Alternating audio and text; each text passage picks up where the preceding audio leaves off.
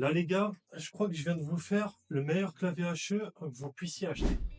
Parce que bon, tous les claviers qui sortent HE actuellement, ils ont exactement tous la même tête. Et je voulais quelque chose déjà premièrement qui sort du lot, en restant très haut de gamme au niveau des performances personnalisables. Et je voulais surtout un truc en fait qui me corresponde entièrement. Chose que je retrouvais pas jusqu'à maintenant dans les claviers HE et qu'on avait plus du côté des claviers custom.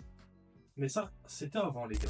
Niveau accessoires pour le clavier, bon forcément tu vas avoir besoin de stabilisateurs, donc moi je suis parti sur les TXAP. Une pince à épiler, tu vas voir, elle va bien nous servir. Pour graisser les stabilisateurs, on va partir sur de la Permatex. Et j'ai pris un petit kit sur Amazon de différentes mousses. Ça va être sur la partie insonorisation qui va bien me servir. Et au niveau des switches, les nouveaux Géon Ro HE, je les ai pas encore essayés ceux-là, donc je vous donnerai mon ressenti en fin de vidéo.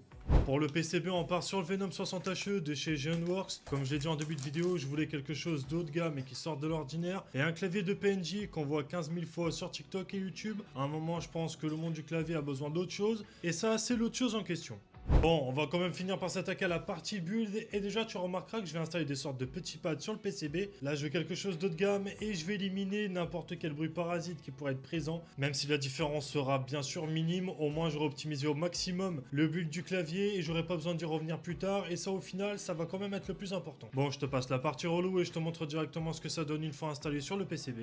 Petit tip, ce que m'a donné un TikToker qui s'appelle Kissbag, c'est de venir mettre des sortes de tampons en mousse sous les barres des stables pour éviter qu'ils viennent taper sur le PCB et améliorer la stabilité de ceux-ci. Donc petit truc, petit tips que je vous donne, ça peut vous servir si jamais vous voulez améliorer vos claviers. Ça coûte pas grand chose et franchement ça prend 2 minutes à faire.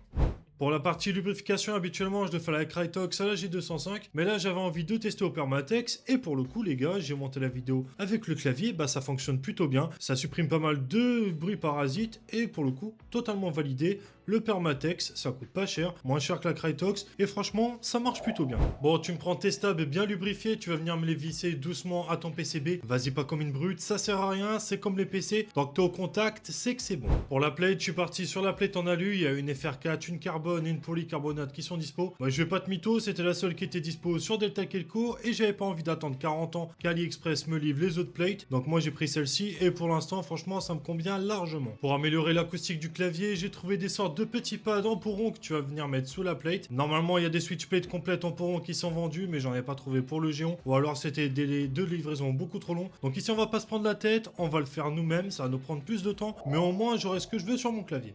Pour la case, je suis parti chez Kabetier Fan avec la Tofu 60 avec le verre anodisé. Je vais pas vous mentir, de base j'avais plus vu la 461E qui me tapait dans l'œil dans le même coloris mais plus de dispo et ça peu importe leur vendeur. Mais là quand j'ai reçu la Tofu, je vous avoue qu'une fois avoir monté le build, vous allez voir, ça rend super bien avec le setup et le petit côté sobre, je surkiffe. Bon, moi ici, je me suis pas pris la tête, je le montais entraînement, mais si t'as envie de faire comme a fait Optimum avec le Outing 60H récemment, c'est-à-dire en installant un Friction Fit, sache que le case et le PCB sont totalement compatibles, donc la pièce te coûte 15 € sur le site de Outing, ça coûte rien d'essayer. Moi, les switches, je les ai pas lubrifiés, mais je t'invite toujours à le faire. Après, je vais pas te mentir que j'avais surtout une grosse flemme de devoir lub 60 switches à 1h du matin, donc j'avais entendu dire que les Ro HE avaient une bonne réputation au niveau lubrification d'usine. On est sur une force d'activation de 36 grammes et un bottom mount à 50 grammes, ça en fait des switches quand même assez fermes. Il y en a qui vont aimer, il y en a d'autres qui vont pas aimer. Ils sont un petit peu plus fermes que les Jade Pro. Moi en tout cas ça me correspond et ça correspond à ce que je voulais avoir dans mon clavier. Bon, le setup est verre et bois, tu te doutes bien que j'allais pas prendre des keycaps rouges, donc je suis parti sur le kit EMA de PBT Fan. Et franchement je crois que c'est le meilleur kit que j'ai jamais eu dans les mains. Après on va pas se mentir, à 122 € il fait quand même mal aux fesses, mais il est vraiment magnifique. Je te montrerai uniquement en fin de vidéo ce que ça donne, mais le rendu il est juste incroyable. Et non, je vais pas te montrer tout de suite le clavier, c'est un clavier HE et à un moment va falloir qu'on parle des performances. Et là tout simplement c'est le clavier le plus performant du marché et il est devant le Wooting 80 HE, il est devant le Z63 et le ATK Leviathan. Au niveau de la partie logiciel, le logiciel pour le coup est vraiment excellent et la plupart du temps c'est ce qui fait un petit peu défaut à certaines marques. Au niveau du logiciel c'est pas vraiment complet. Ici surtout sur la partie SECD c'est même plus complet que sur le Wooting qui pour moi est l'un des meilleurs softwares en clavier HE. Donc franchement rien que pour ça gros GG à la marque et là pour le coup il y a même pas de collab, même si j'avoue qu'un petit chèque de la part de Geonworks on va pas dire non. Mais là, non, très sérieusement, très bon travail de la part de la marque. Un très bon logiciel, simple à comprendre et au final, c'est l'essentiel. Bon, et voilà, enfin le clavier, il est enfin terminé. Et franchement, je sais pas vous, mais moi, je surkiffe le résultat. La petite texture granulée sur les PBT Fan est juste incroyable. Et on va passer à la phase sound test.